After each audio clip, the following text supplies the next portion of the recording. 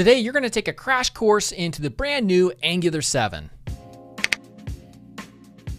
Oh, and hey, I'd like to point out this video's awesome sponsor, Skillshare.com, which offers thousands of classes in design, coding, business, and more. For instance, you're about to watch my Angular course, but if you're new to JavaScript, you might want to watch this JavaScript beginner's course at Skillshare. Now, Skillshare is just $10 a month, but if you're the first 200 students to use my very exclusive link below in the description here on YouTube, then you get the first 2 months free. All right, so let's get started. Hey everyone, Gary Simon of Coursetro. So as always, whenever there's a brand new release of Angular, I do a crash course on it. And Angular 7 just released, I think 24 hours ago, and I decided to really whip this up really quickly, and it's about 50 minutes long, and you're going to learn a lot, and I'm going to make the assumption that you've never touched Angular before. All right, so let me just show you and switch over to the browser real quick, and I'll show you the project that we're going to learn how to build. So this right here is pulling from a public test API, so you're going to learn how to use the HTTP client library to make requests within Angular. You're also going to learn about basic templating.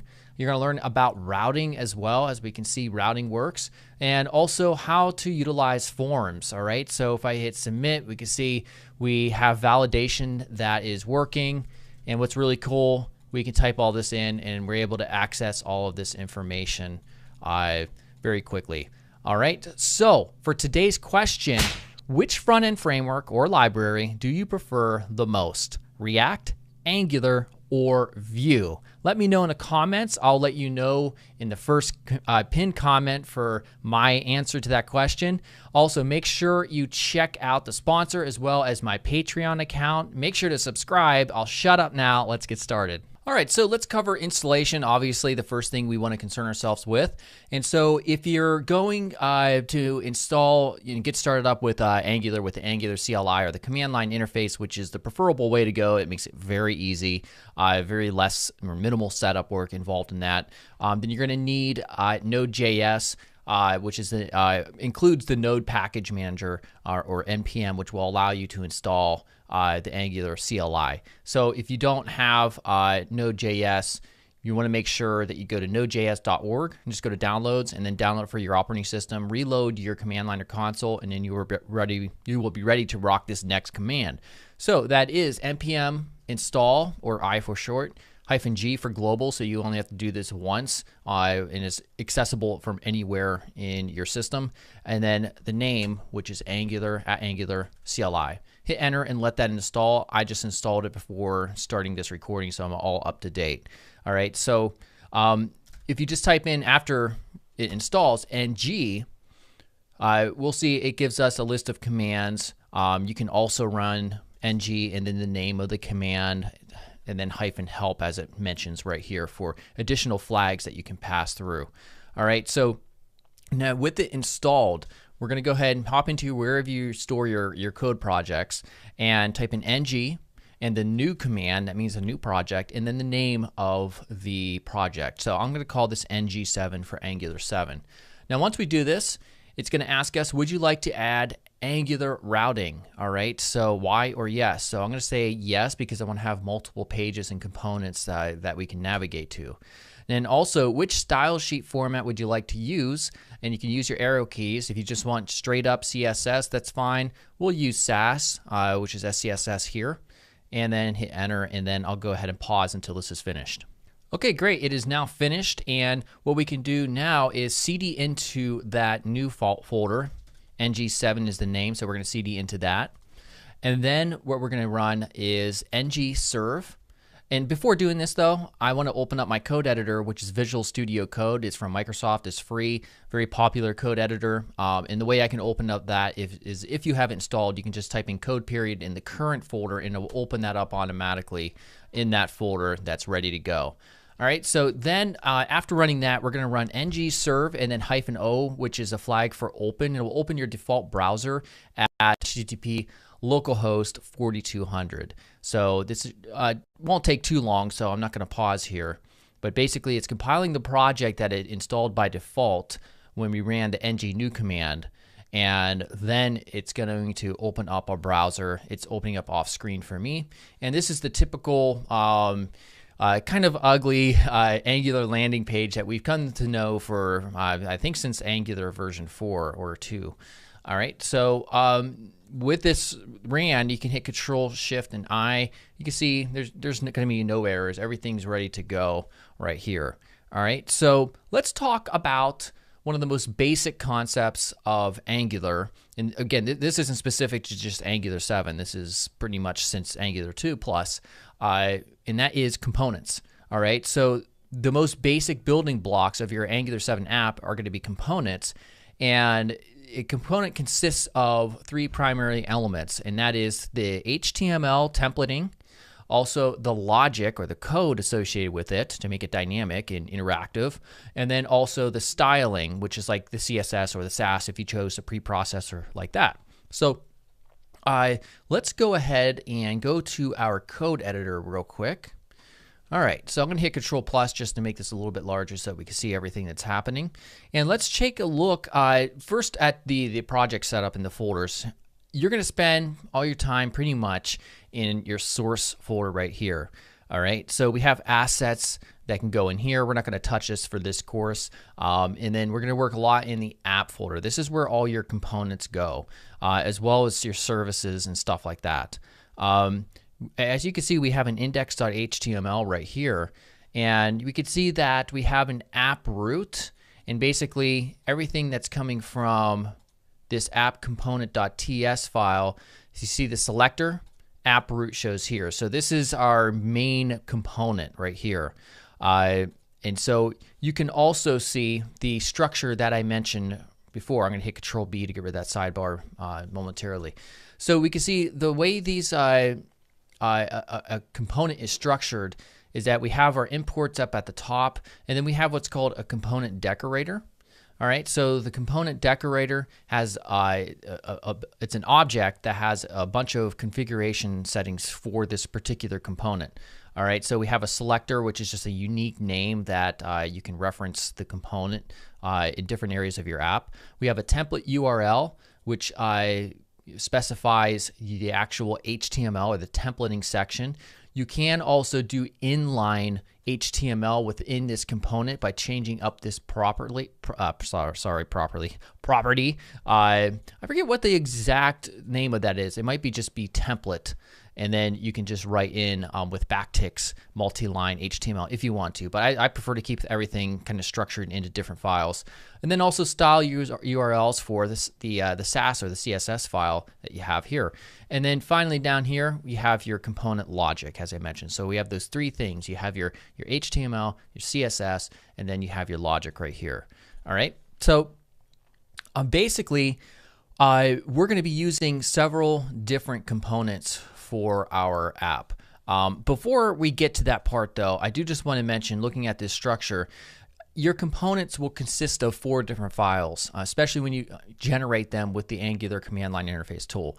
The one that this one generated is just a single component called app. So it's app.component dot, and then we have a .html. So all this HTML right here is in reference to this stuff right here. We also have a Sass, and this is where any of the specific CSS or the rule sets that are associated or defined in this HTML template will go here. We do also, by the way, have a global CSS file over here called styles.css. So your page background and anything that's kind of universal across multiple components can go here, and we'll be working in that momentarily. And then we have a spec file. This is for testing, and then our main component logic file right here. All right, so now let's go ahead and generate 4 different components that we're going to use for the creation of our fictional app. All right, so we're going to go, you could just go, I think what we'll do instead of just going back to this separate console, we'll go to View here, and then we'll go to Terminal. All right, and then I'm going to type in here, ng, and then generate component. Sorry, I'm choking a little bit. And then the name of the component. All right, so in our case, we're going to generate a component called nav. That'll be kind of like our header. And you'll see when you run this, it gives you an output. It created these 4 files right here, like I mentioned before, and it also puts them in a new folder based on the name that you gave the component. So you can see those files right here. And it also updated our app module TS file right here. And all it does is it imports, it adds this line right here, and then it adds it as a declaration, okay? Now, typically, if you wanted to create your own component from scratch, you would have to do this part manually to make sure that it works. All right, so let's go ahead and I'm going to hit the up arrow key and then just change nav to, oh, well, we'll do the shorthand syntax just so I can show you. If you want to save yourself a little bit of time, ng, G for generate, C for component, and then the name. So we'll create another one called about for a quick about page, for instance. And then we'll also do it again and create another one for contact. All right, and then we'll do another one for home. All right, so now we can see 4 folders right here that are ready to go. All right, so now let's talk a little bit about templating. All right, so as you know, the templating occurs in our HTML files. So you may have noticed that one of the components that we generate was called nav, which is right here. So the first step is to visit, if we want to get our nav in here, inside of our main component that's displaying in this section, we have to go ahead to our app component HTML. And then we're going to get rid of everything with exception to this router outlet. The router outlet is where other components will automatically load based on the route that we're currently at. You'll see how it works if that's confusing to you in a second.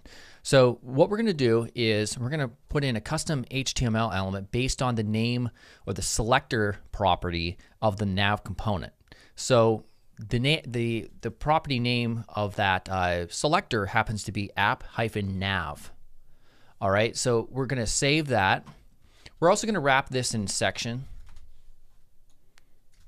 And so let me show you real momentarily. And by the way, this is just an HTML element that's going to allow us to style any content going inside of here. So if I go back to our nav and we go to nav component, or the main component file, we'll see the selector is app nav. So that's where that came from. That's how we can kind of nest components into other components. All right, so let's go ahead back here. And then at this point, let's specify the HTML to make this navigation work. All right, so we're going to go to nav.component.html and get rid of that sidebar. I'm going to make this just a little bit larger here. And everything, I'm just going to paste this from the written version of this tutorial, just because nothing too advanced is happening here. All we have here is a header. And then inside here we have a container, and this is going to allow us to kind of just at about 80% shrink the main layout from the browser edge. And then we have a logo with an A element. The one thing that's going to be a little bit strange if you're new to Angular is this attribute right here, which is specific to Angular 7. And well, not just Angular 7, but this has been around for a long time, and that is router link. So instead of using href to try to navigate to your different components, you have to use router link. All right, so this goes to the home page, and we can see this says app title here. Then also we have a nav element, unordered list, list items, and then we have home, about, and contact using router link. All right, so let's save that. All right, and one thing that I wanted to also talk about while we're talking about templating is interpolation. How do you actually show properties that are defined in the component logic and send it off to be viewed or printed out in the component template? Well, let's say, for instance, we wanted to change this. Let's go ahead and first, let me save this. We can see now all the other stuff has been gotten rid of because we deleted it. And now we have just the raw, ugly HTML from the nav that's being put in or nested in the main app component. So let's say, for instance, we wanted to make this dynamic for some reason, and we want to define whatever this value is in the component, the nav component.ts file. Well, first we do this through interpolation, and that basically means just printing out data. And you do this by wrapping a property name that's defined in the component logic within these double curly braces right here.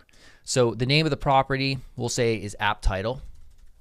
We'll save it. It's not going to show anything because it's not yet defined. So if we hit Control B, we go back to our file right here, nav component TS file.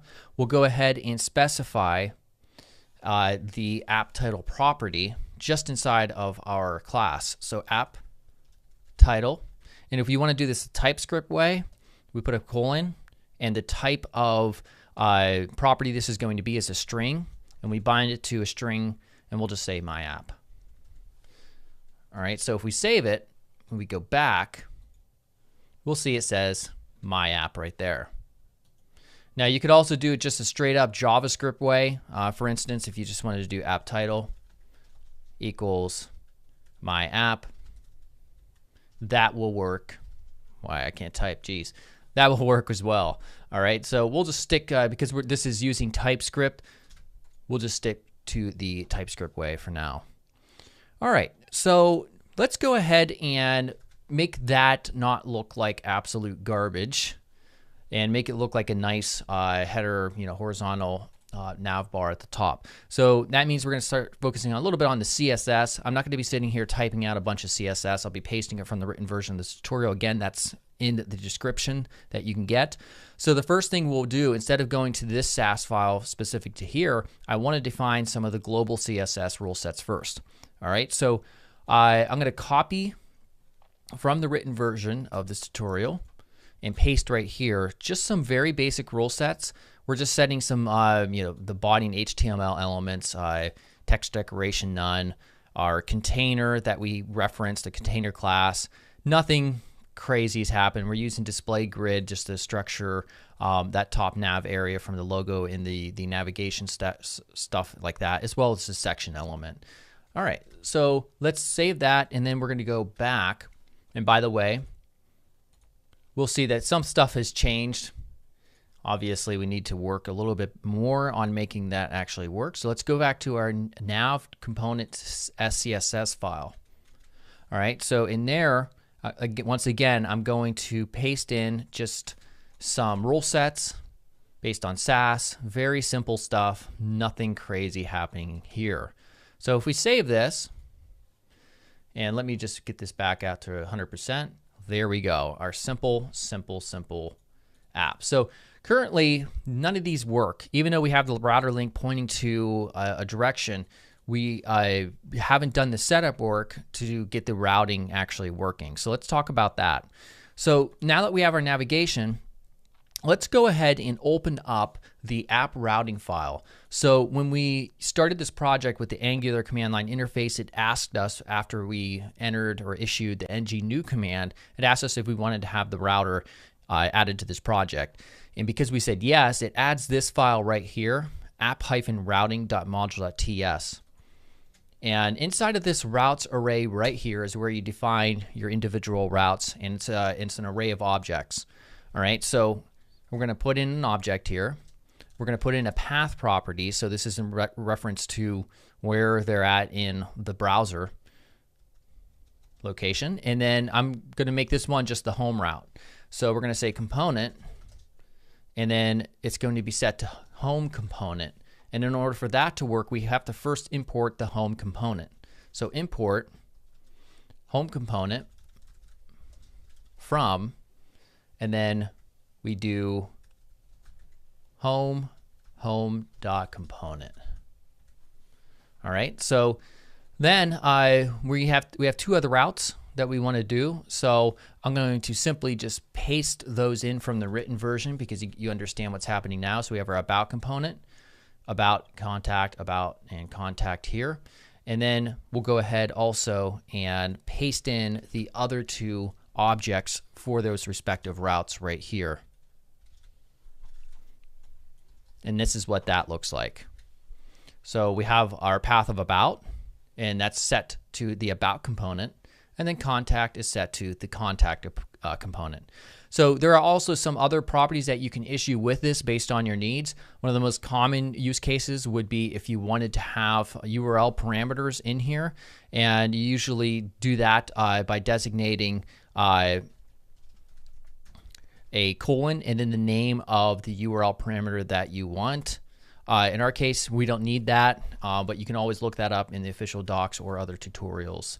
All right, so now if you save this, we'll go ahead back to our browser, and we should see right away home works. There we go. If we go to about works, contact works, awesome, it's ready to go. And so the reason it says home works, of course, is because when you use the CLI to generate these components, you'll see that like not nav, but home rather, we'll see it's just they're simple paragraphs with the name of the component that you issued with works at the end.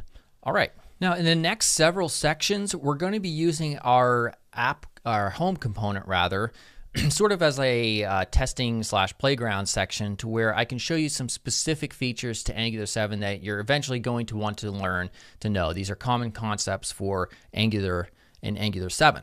So one of the most used forms of event binding is a click event. So you often need to make your app respond when a user clicks on like a button, for instance. So how do you do that? Well, let's go ahead and visit our home component TS file.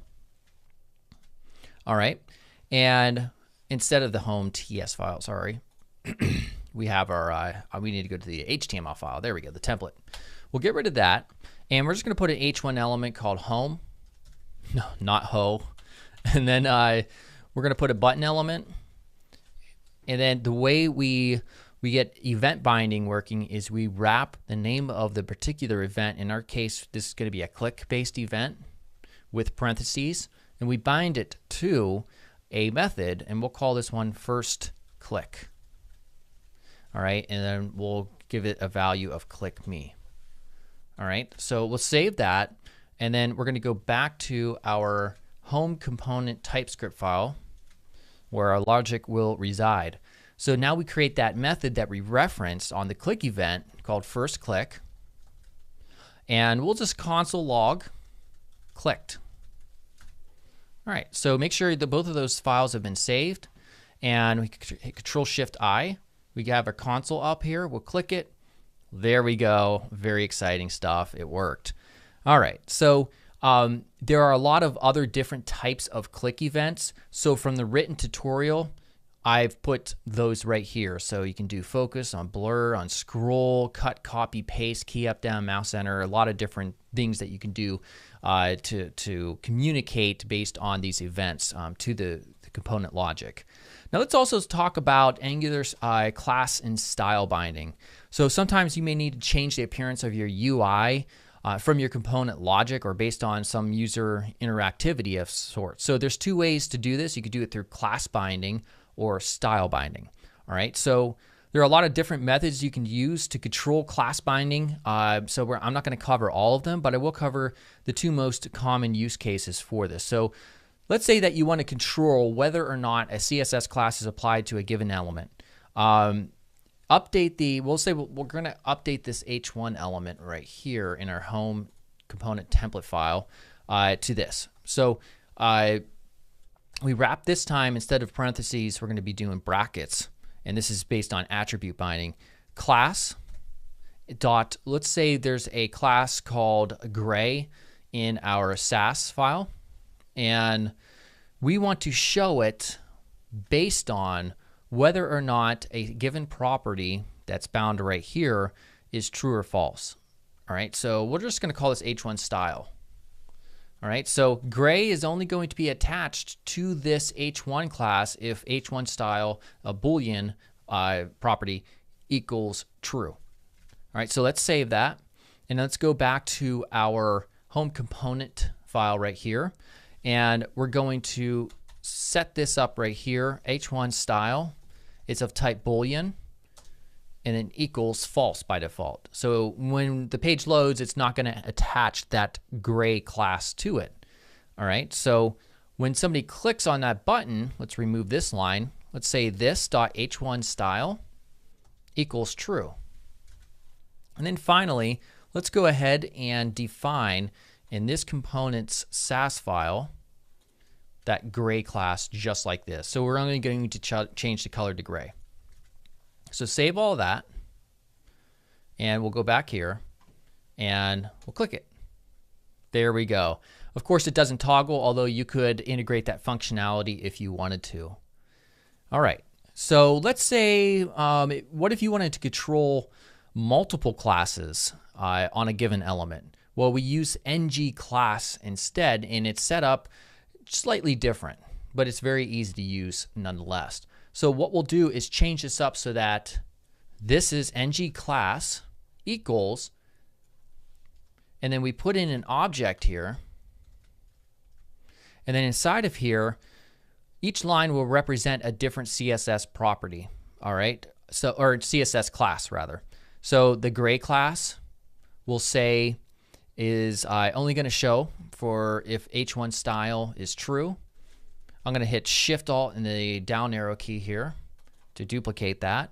And we'll have a second class that we haven't yet defined called large. And this will only show up if h1 style is not true or if it's false.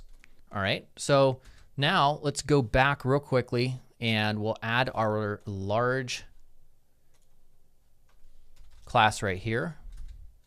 So when we go to this, it should be real large by default because when it loads up, we have that property set to false.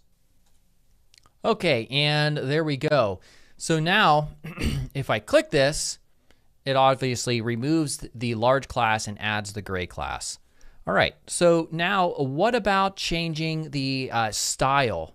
All right, so instead of relying on a separate CSS or Sass file for classes, you can actually change inline CSS through the styles. So let's show you real quickly how you do that.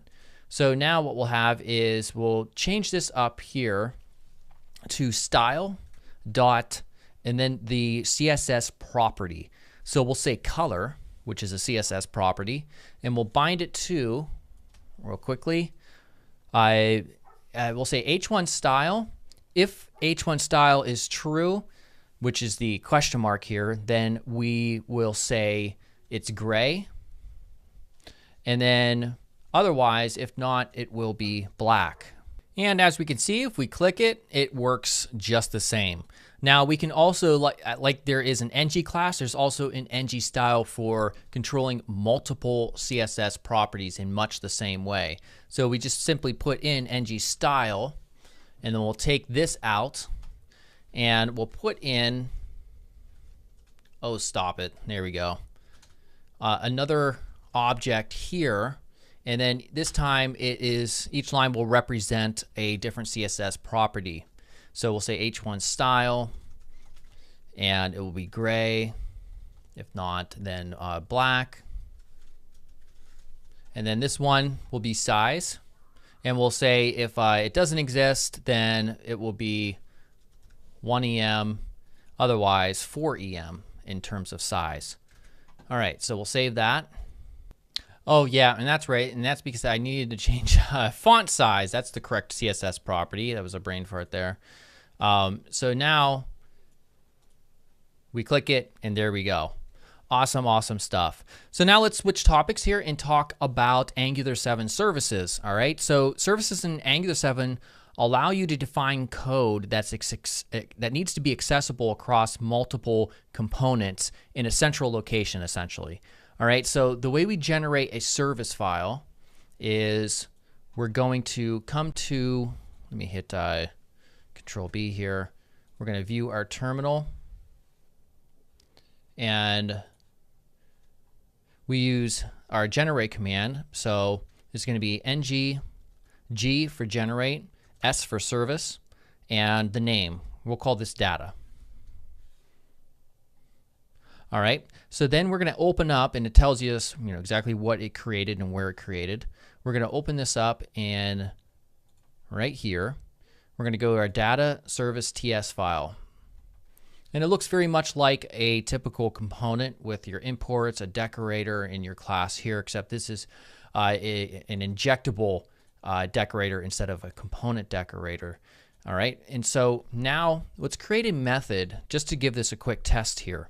So we'll just name this first click again, and we're going to return console log clicked. So we'll save that, and then to use this in any of our components, we'll visit the component that we want to access this particular service from. And so in our case, it will be our home TypeScript file. We're going to import the data service from the location of the file right there in that line. All right, and then we're going to, in order to gain access to it, we do what's called creating an instance of it through dependency injection in the constructor. Now, if that sounds scary and you never heard of it before, don't worry, it's not really. We're just going to say private data, and then it's bound to data service. So now whenever we want to access methods and such from our data service, we just reference this.data and then the name of the method.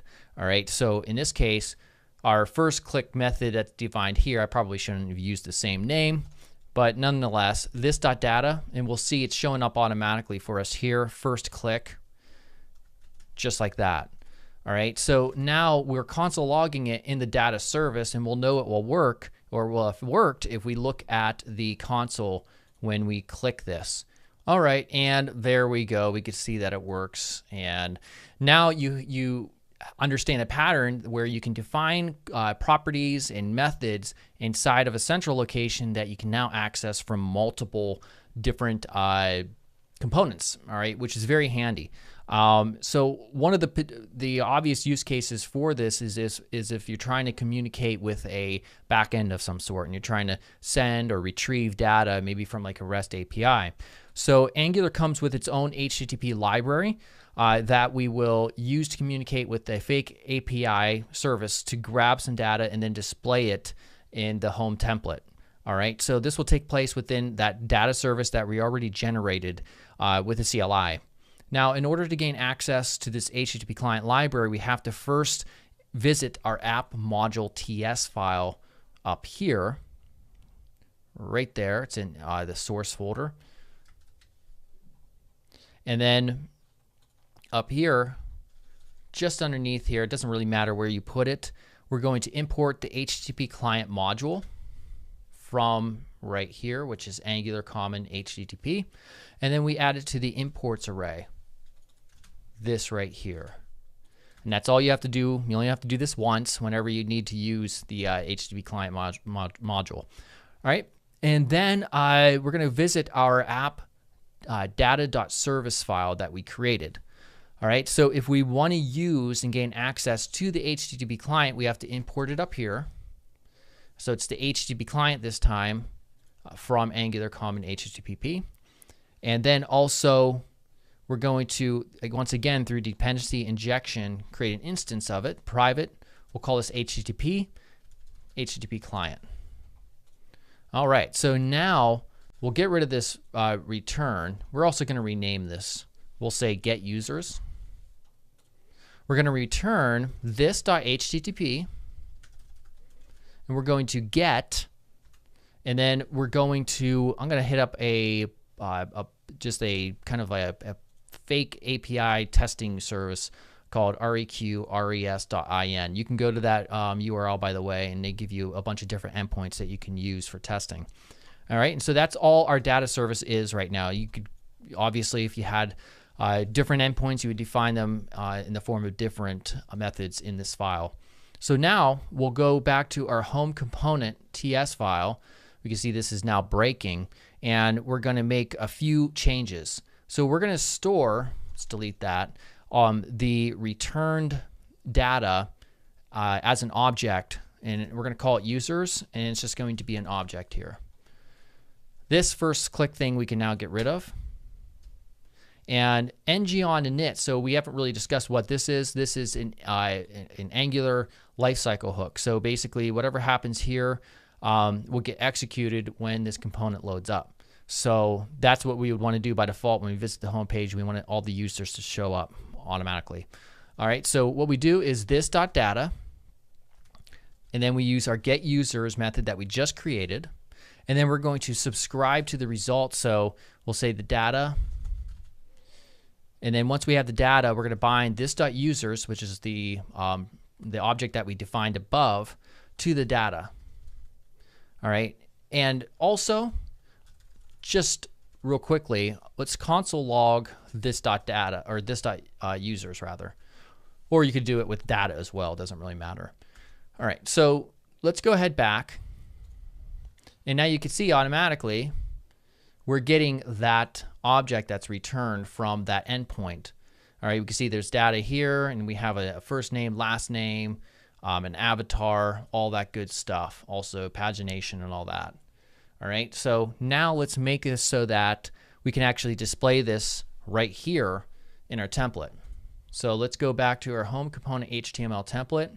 Let's get rid of all this stuff here. Don't need that anymore. And we don't need the button.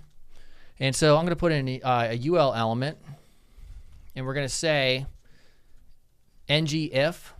So if the users has data in it, then only show this UL element along with the elements inside of it. And then we're going to have a list item here. And oops, there we go. And here we're going to put ng_for, and this allows you to iterate over an array or an array of objects. And so we'll say let user of users, and users is the property that we defined. And we're going to say users.data, because if you recall looking at the console log information, the stuff that we want is inside of an array called users.data, and it's an array of objects. So then inside of here, we'll have an image just to show the user's avatar. So we're going to use property binding on the source attribute, and we're going to bind that to user.avatar. And then we're going to have just a paragraph element and we're going to use interpolation, user.firstname, and then also we're going to have user.lastname right here. And if we're lucky at all, we'll go ahead and let's see, go here. There we go. And now it looks really bad, so let's go ahead and style this up. All right, so we're going to go into our home component CSS, or the Sass file, get rid of these two rule sets, and I'm going to paste this from the written version of the tutorial. Nothing crazy happening here. It's just going to make it look a lot better. And there we go. Awesome, awesome stuff. All right, so now let's talk about Angular 7 forms. All right, so we have our home page, an about page, and we're not even going to mess with this. I don't even know why I included it, but also a contact us page. So let's create a basic form. Now, we're not going to make this actually send an email, but I'm going to show you how to work with forms, and then it would simply be a matter of doing a search on Google to figure out how to actually take that data and then send it off to, maybe an email service of some sort. But doing this, we're going to cover validation, form validation, and displaying the data and actually getting the data from the forms themselves. All right. So when it comes to Angular, you have two approaches when it comes to creating forms. You have the template-based approach, or you have reactive forms, as it's called. All right, so I'm not going to go into the differences too much between these two approaches, but reactive forms generally provides you with more control, and form validation could be unit tested with reactive forms, whereas they cannot be with the template-driven forms. So to get started with reactive forms, we're going to visit our app module TS file once again, and we're going to import the reactive forms module from the Angular Forms library right here. All right, and then of course, once again, we'll take reactive forms module and we'll import it to, or add it to our imports array right here. Once again, only has to be done once. And then we're going to visit our contact component. So it's right here. All right, so we're going to import 3 different functions from the Angular Forms library. And that is the form builder, the form group, and validators. So you'll see how these will all come into play as we start to add our code here. So first, before we get to structuring the actual forms, we're going to put in 3 different properties. So we're going to create a property called message form, And I'm just going to call this type of form that we're going to do in the contact like a message. So I'm just going to name it message form. And we set this to form group. So this is a new form group, which is something that we imported up here. And you'll see how the form group works in a second. Now we're also going to do dependency injection of our form builder, which is also another function that we imported. So form builder. All right, so in our constructor inside of here, we'll say this dot message form equals this dot form builder. And by the way, you can go to the official docs and they have this covered in great length. And then we say the group method, and we put in an object here, and we're going to put in the actual form fields and their names. So name, so we're going to let a person specify their name, and then we put in an array, and the default value is just going to be empty of the name. And then we say validators, and this is where your validation rules are set, and we'll say dot required. All right, so this option is required. You can also put other different types of validation in here, so I would suggest looking up the official docs for what you can do. You can do stuff like minimum and maximum character lengths, all that stuff. And then also we'll have a text area called message for the actual message, and we're just going to leave this as the same right here as well. And then finally, we're going to create a method down here that's called when somebody submits the form and they click the submit button. So on submit, we'll say this dot submitted equals true. So let's create that up here real quickly. So we're going to say submitted equals false. And then we also have another one we're going to put success equals false as well. You could do that the TypeScript way too. And basically this is going to help us determine if the form has been submitted. And success will mean if all of these values have been validated and they result to true. So then right here, we're going to say if this dot message form dot invalid. Again, you can look up all these potential methods down here in the official documentation for reactive forms. Then we're simply going to return. We're not going to allow any code after this point to execute. So otherwise, we'll say this dot success equals true. Now in here, in this section, or after this part right here, is where you would ordinarily use or connect to some type of backend to send the data that's submitted in order for, like an Amazon S3, for instance, that will allow you to actually send the email. So let's save that, and then we're done here. So then we'll go ahead into our contact. Let's see, our template file right here.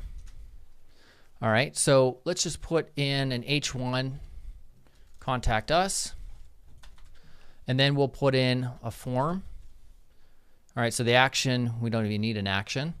We're going to put in here form group.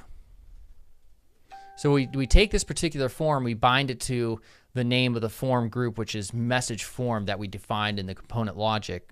And then we're going to say through event binding, instead of click this time, it's going to be ng submit. So on form submission, we're going to call the onSubmit method that we created. Simple enough. All right, then here we're going to put h5, and I'm just going to put in ngIf, and we'll say success. And then inside of here, we'll say your form is valid. So by default, this won't show up when you first visit a contact page. It will only show up once they've submitted it and success equals true. All right, so now let's put in a label here. And I'm not going to have a for attribute. I'm just going to wrap everything in this label. And we're going to say name. And then we're going to have an input. Type is text. And then form control name equals name. So this sets this input value that's defined right here. All right. And then we're going to have our form validation output right here in this section. You can use any type of HTML elements that you want. I'm going to put div and ngIf equals submitted. So if submitted equals true, then and then also message form dot controls dot name dot errors. So this will only show if it has been submitted and if there are errors. All right, let's give this a class of error. And then we're going to have another one of ngIf equals message form dot controls dot name dot errors dot required. All right, so this allows you to specify different messages or different outputs based on which validation failed. We're only using required here, so we're going to say dot required, and we're going to say your name is required, bro. There we go. All right, so that's it for that one. Let's take this, and instead of copying this and making some adjustments, I'm just going to copy this from the written version of the tutorial. All right, we'll see, is that all the same? We have message, except this time instead of an input text field, we have a text area. The form control name is message. And then all I did is just replace message or replace name right here with message as needed. So it's basically exactly the same. After that, let's put in an input. The type is going to be submit. All right, and the value is send message. Class will be CTA for call to action. We'll style that up in a second. All right. And then also at the very bottom, just to output the results, I'm going to put in a div ngIf equals submitted class equals results. And then we'll put in here a strong element of name. And down here we'll have a span element, and we'll use interpolation. And we gain access to the form properties by message form controls name.value. All right, so we'll copy this. Actually, I'll just copy it from the written version over here. And it's the same thing, message, and then message is changed right here. All right, so let's go ahead and save that. And before we check it out in the browser, I'm going to copy the CSS from the written version of the tutorial real quickly, and I'll paste that into this component's CSS file right here. So let's save that and give this a shot. So now if I hit send message, there we go. Your name is required, bro. A message is required. Now what's really cool about this is right when I start typing, that goes away.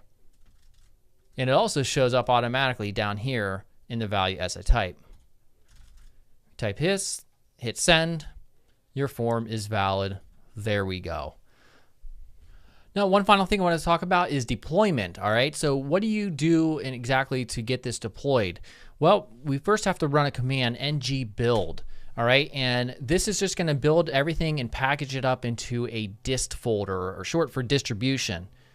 So now that it's done, we can see that there's a new dist folder right here. So let's right click. I'm going to reveal an explorer.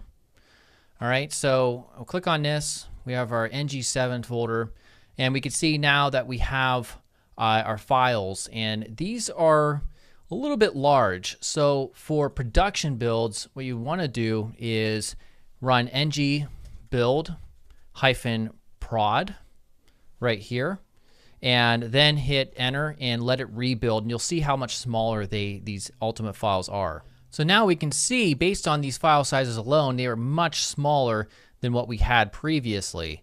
And we can see right here only 332 KB for the primary file. So if we cd into dist and cd into ng7, we can now run HTTP server, and you have to have this installed through npm, by the way. And we can open this up, and we'll see that the app now loads like it normally would. So what you ultimately would want to do is take the contents of that ng7 folder that we just ran the HTTP server command on and get that uploaded to a web server or web host of some sort. And there's a lot of different deployment tutorials for a lot of different hosting providers as well for Angular specifically. Perhaps I'll cover that in a different tutorial.